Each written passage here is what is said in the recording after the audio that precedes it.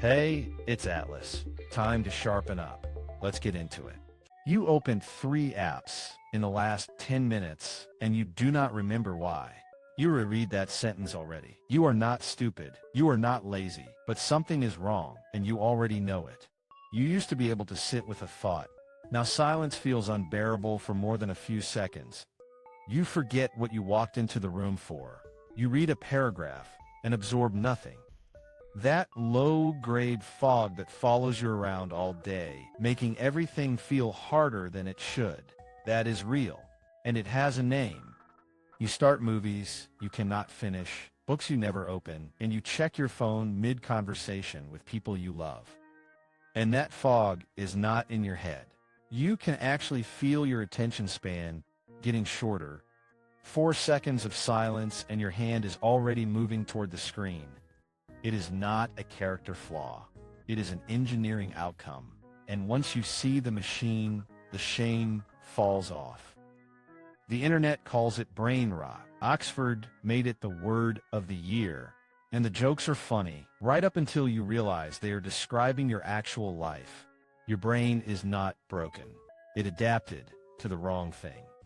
Dopamine is not the pleasure chemical. It is the wanting chemical. It spikes, then drops, and that dip is what makes you go get more. It is how humans chased food and meaning for 200,000 years. But a feed is not food. Short-form video is a supernormal stimulus, a new face, joke, or reward every second with zero effort and zero waiting, and it spikes hardest not when a reward is guaranteed, but when it is uncertain. Maybe there is something good, maybe not. That maybe is the most powerful drug your brain makes. It is the entire reason you keep refreshing. Evolution wired this so your ancestors would cross the ridge to find food. Now the same ancient circuit is being farmed by an app that never runs out of. Maybe it works exactly like a slot machine. You pull to refresh and you do not know what you will get. That uncertainty is the most powerful pull your brain has. So your brain does the logical thing. It turns the volume down. It blunts your baseline so the flood does not fry you. And here is the cruel trick. With your baseline dialed down, the quiet things, a book, a walk, real work, stop registering as rewarding at all. They are not boring because they are boring. They are boring because you are comparing them to a slot machine. Scientists call the feed a supernormal stimulus. Decades ago, they found birds would abandon their own eggs. To sit on a giant fake one with brighter spots an egg no bird could ever lay. Your feed is that fake egg for the social brain, a concentrate of the most arousing fragments of 10,000 lives, stripped of all the boring connective tissue that real living is actually made of. The good news is bigger than it sounds. Attention is not a fixed trait you were born with. It is trainable like a muscle. You let it go soft, you can build it back. 30 days, 4 phases. Week 1, we do not quit anything yet. Week 1, you just watch.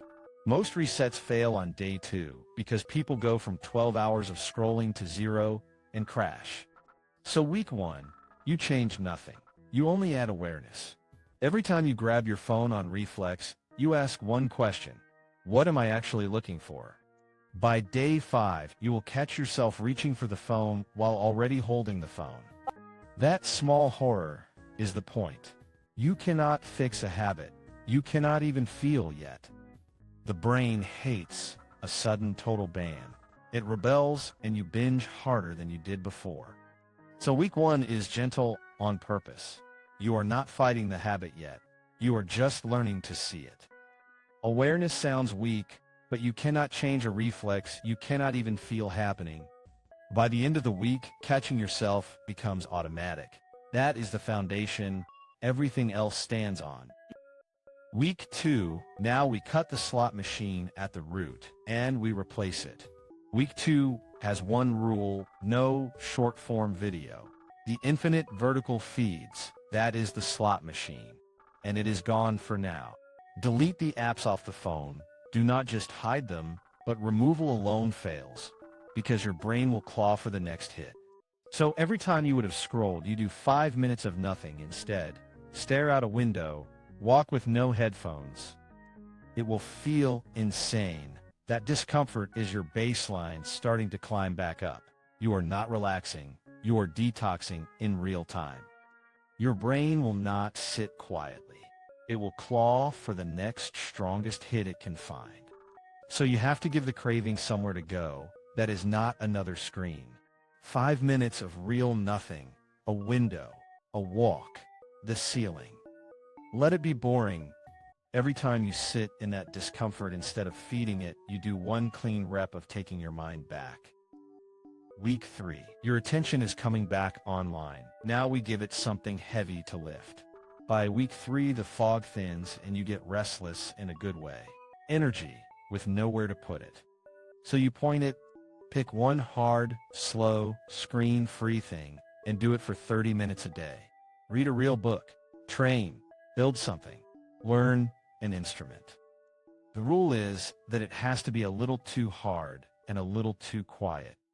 You are practicing the exact skill the feed stole, staying with one thing while it is uncomfortable, until it becomes interesting. When the pull comes, and it will come hard, you do not fight it forever. You just outlast this one wave. And you notice something. It passes. It always passes. That is the whole secret. Tomorrow the timer goes a little longer, the wave gets a little smaller. You are not becoming a monk.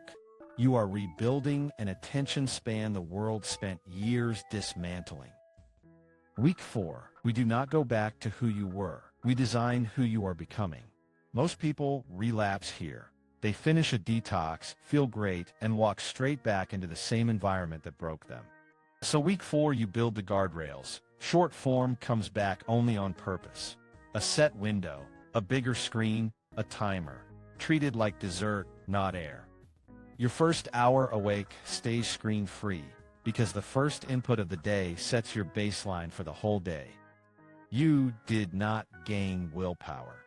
You raised your baseline. So the quiet, valuable things became rewarding again, on their own. The first input of your day sets the baseline for the entire day, so you guard the first hour like it is sacred.